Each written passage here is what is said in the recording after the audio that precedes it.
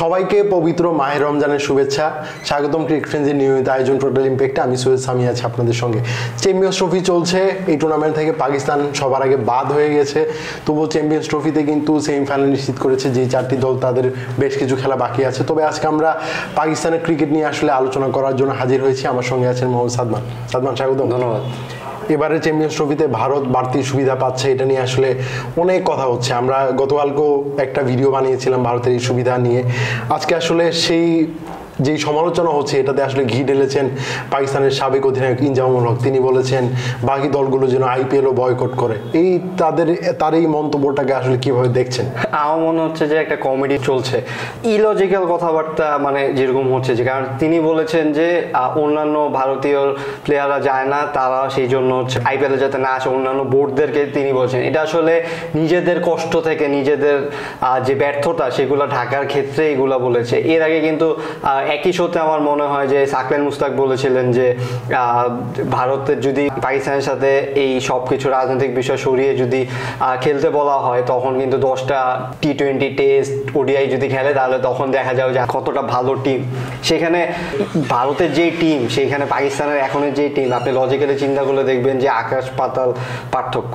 তো সেক্ষেত্রে এই টাইপের কথা যখন তিনি বলছেন, সেটাতে বোঝাই যায় যে তার আসলে ফ্রাস্ট্রেশন থেকেই তিনি বলছেন। তিনি দীর্ঘদিন ধরে কিন্তু পাকিস্তান এবং ভারত কিন্তু তারা দ্বিপাক্ষিক সিরিজ খেলে না। চ্যাম্পিয়ন্স ট্রফির আগেও কিন্তু পাকিস্তান বলেছিল পাকিস্তানের বিপক্ষে ভারত যেন একটা ট্রাই নেশন সিরিজ খেলে, তারা যেন নিরপেক্ষ ভেন্যুতে হলেও যেন দ্বিপাক্ষিক সিরিজগুলো চালিয়ে যায়। এগুলো ভারত কিন্তু খুব একটা পাত্তা দেয়নি, পাত্তা দিয়েছে বলে আমার কিন্তু মনে হয় না। সেক্ষেত্রে সেটা কিন্তু চ্যাম্পিয়ন্স ট্রফিতেও কিন্তু ভারতের যে আবদার ছিল 100% সেই আবদারটা কিন্তু রাখতে বাধ্য হয়েছে আইসিসি। পাকিস্তানও সবকিছু মেনেই নিয়েছে। আসলে আমি মানে সেই ফার্স্টে আমি কেন ইন্ডিয়াকে এটা মানে ভুল বলছি বা কমেডি বলছি, কারণ যদি পাকিস্তানের প্লেয়ারদেরকে অ্যালাউ করা হতো, তাহলে পাকিস্তানের প্লেয়াররা কিন্তু সবার আগে আইপিএল যেয়ে খেলতো। আগে কিন্তু আইপিএল খেলেছে, পাকিস্তানের প্লেয়াররা কিন্তু খেলেনি। তারা কিন্তু এরকম সাবেক প্লেয়ারদের আমি বলেছেও যে আইপিএল না খেলার আফসোস তাদের রয়েছে। সো সেই ক্ষেত্রে এই টাইপের কথাগুলো যখন হয়, তখন কিন্তু তা বোঝা যায় যে আসলে ফ্রাস্ট্রেশন থেকেই বলছে। কারণ আপনি নিজের দলের আসলে ইনফ্রাস্ট্রাকচারটা ঠিক করতে পারছেন না, বা প্লেয়ারদের ইমপ্রুভমেন্ট হচ্ছে না, সেগুলা বাদ দিয়ে আপনি পুরা ওয়ার্ল্ডকে বলছেন যে আইপিএল বয়কট করুক। এখন আপনার মার্কেটটা আসলে বুঝতে হবে। আমরা যতই বলি যে ইন্ডিয়া কেন্দ্রিক মার্কেট হয়ে গিয়েছে, কিন্তু ইন্ডিয়ার জন্যই কিন্তু আসলে ভিউয়ারশিপটা ধরে রয়েছে। এক না একতন্ত্র হয়তো চলছে, কিন্তু তারাই এখন আসলে ক্রিকেটের হর্তাকর্তা। সো সেক্ষেত্রে আপনি যখন বয়কট করতে বলবেন, সেটা আসলে লজিক্যাল না। কারণ আপনি অন্য কোনো ফ্র্যাঞ্চাইজি লিগ কিন্তু সেই মানে নিতে পারছেন না। ইভেন সাউথ আফ্রিকার যে ফ্র্যাঞ্চাইজি লিগ হয়, সেখানে পুরা সবগুলা ওনার কিন্তু আইপিএল এর ভারতীয়রা। সো আপনার এখানে বুঝতে হবে এই যে ইন্ডিয়ামের এই ধরনের কথাগুলো, এগুলো হচ্ছে পুরাটাই মানে নিজেদের ফ্রাস্ট্রেশন, নিজেদের ব্যর্থতা ঢাকার জন্য কিছু একটা বলতে হবে, সেই জন্য বলা। আর ভারতের ক্রিকেটাররা কিন্তু একদম শুরু থেকেই কোনো ফ্র্যাঞ্চাইজি লিগে কিন্তু তারা কিন্তু খেলে না, এটা কিন্তু সব দল কিন্তু জানে। কিন্তু অন্য দেশে যেই ক্রিকেটাররা আছেন, সাউথ আফ্রিকা বলেন, ইংল্যান্ড বলেন, অস্ট্রেলিয়া বলেন, প্রত্যেকটা দেশের ক্রিকেটাররা কিন্তু আইপিএলের উপর অনেকটা নির্ভরশীল।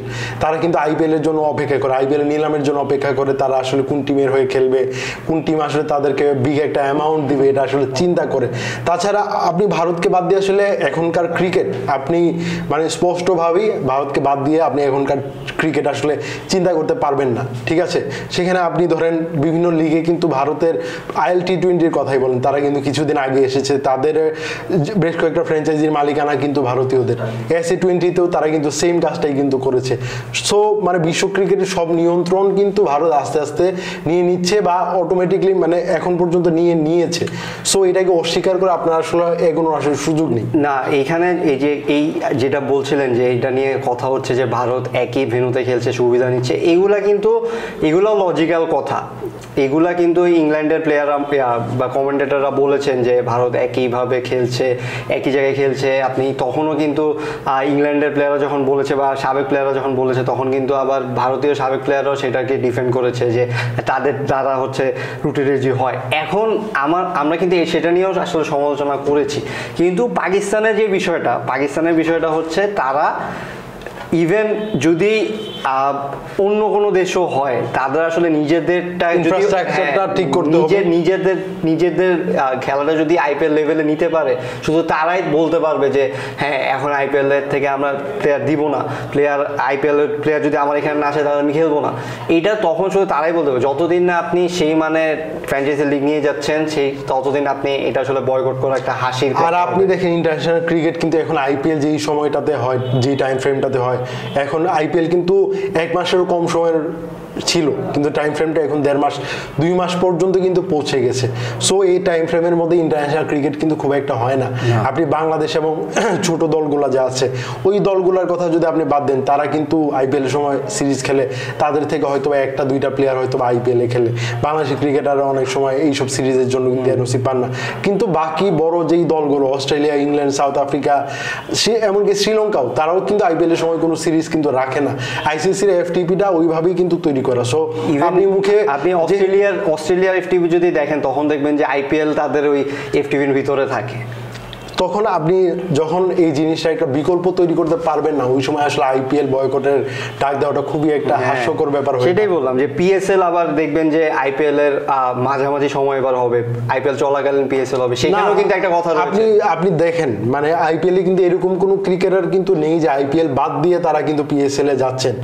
কি হচ্ছে, পিএসএল এ খেলছেন এমন ক্রিকেটাররা যারা আইপিএল এ দল পাননি, তারা কিন্তু পিএসএল এ খেলছেন। বাংলাদেশের অনেক ক্রিকেটার কিন্তু পিএসএল এ খেলবেন এবারে আসলে। সো সব মিলে মনে হয় যে ভারতকে আসলে টেক্কা দেওয়াটা সহজ কথা নয় যে কোনো দলের জন্যই, সেটা যদি পাকিস্তান হয় সেটা আরো সত্য। সেটাই। আর পাকিস্তানের এই যে দেখছি যে অলরেডি ক্যাপ্টেন্সি নিয়ে কথা হচ্ছে, কোচ নিয়ে কথা হচ্ছে। আপনি চিন্তা করেন এই কয়েক বছরে কতগুলো ক্যাপ্টেন তারা চেঞ্জ করেছে, কতগুলো কোচ তারা চেঞ্জ করেছে। মানে আপনি দেখেন কিন্তু উন্নতি, আমার মনে হয় যে পাকিস্তানের মানে ক্রিকেটের যে একটা প্রসেস আছে, ওই প্রসেসটাতে পাকিস্তানের সমস্যা আছে। না হলে আসলে কোনো বিদেশি কোচরা আসলে কেন টিকতে পারেন না। পাকিস্তান দলে কিন্তু স্বজন প্রীতির ব্যাপারগুলো অনেক সময় কিন্তু গ্রুপিং, এই ব্যাপারগুলো একদম প্রকাশ্যে কিন্তু এসেছে। বাবর যে সময় ক্যাপ্টেন ছিলেন তখনও কিন্তু প্রশ্ন এসেছে, বাবর তার পছন্দের ক্রিকেটারদের সুযোগ দেন। এখন কিন্তু নির্বাচক যারা হন, এই সময় কিন্তু ওয়াহাব রিয়াজের মতো সাবেক ক্রিকেটার, তাকেও আসলে এরকম স্বজন প্রীতির এরকম একটা ইয়ের কারণে তাকেও কিন্তু সরে যেতে হয়েছে, এরকম বিষয় আছে কিছু। সেক্ষেত্রে পাকিস্তানের আসলে নিজেদের নিয়ে ভাবতে হবে। আপনি জানেন যে এবারের চ্যাম্পিয়ন্স ট্রফিতে গ্রুপ পর্ব থেকে বাদ পড়ে গেছে পাকিস্তান।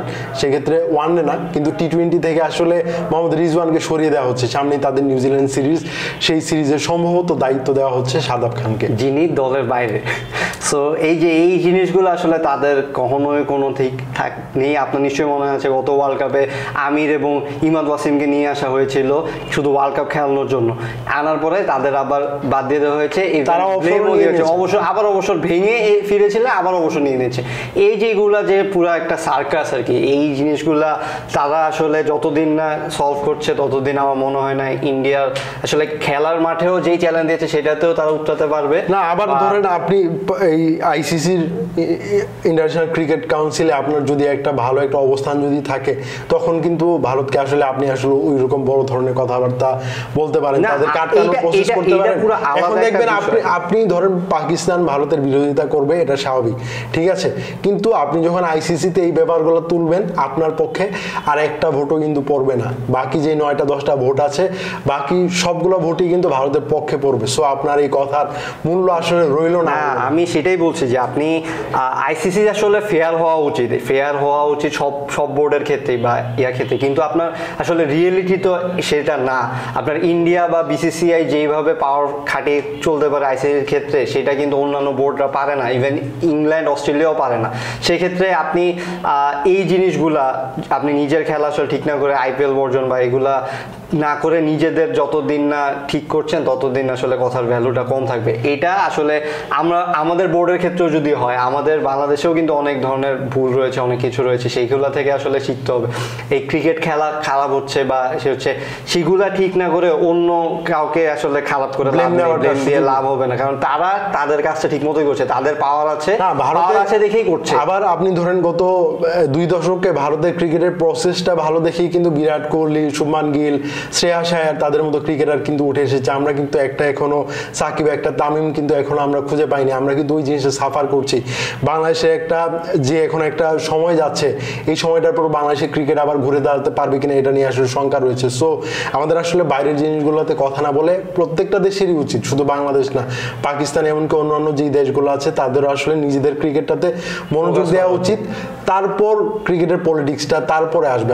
আর আর আইপিএল তো শুধু মনে করেন যে টি-20 ফরম্যাট। আপনি যদি দেখেন ইন্ডিয়া কিন্তু এই যে ওয়ার্ল্ড টেস্ট চ্যাম্পিয়নশিপে কিন্তু বারবার হারছে, তারা কিন্তু এখনো চ্যাম্পিয়ন হতে পারেনি, কারণ তারা মানে সেই ফরম্যাটটায় অন্য যারা ইংল্যান্ড মনে করেন বলেন বা নিউজিল্যান্ড বলেন অস্ট্রেলিয়া খেলেন, তাদের কিন্তু ঘরোয়া ক্রিকেটটা অনেক ভালো, এই ভালোর কারণেই তারা এই 5 দিনের ম্যাচটা কিন্তু পারছে না। আপনি নিউজিল্যান্ডের কথাই ধরেন, তারাও কিন্তু টেস্ট চ্যাম্পিয়নশিপ জিতেছে। হ্যাঁ, সো সেই ক্ষেত্রে আপনি একটা ফরম্যাটের ক্ষেত্রে সেইটা আসলে টাকার খেলা তো আছেই, মানে ক্রিকেট দুনিয়াটাই এরকম হয়ে গেছে যে টাকা যেখানে সেখানে ক্রিকেটাররা যাবে।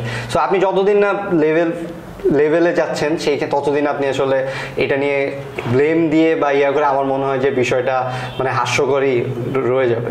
ধন্যবাদ সালমান আমার সঙ্গে থাকার জন্য। দর্শক, ক্রিক ফ্রেন্ডসের নিয়মিত আয়োজনে আমাদের সঙ্গে থাকার জন্য ধন্যবাদ।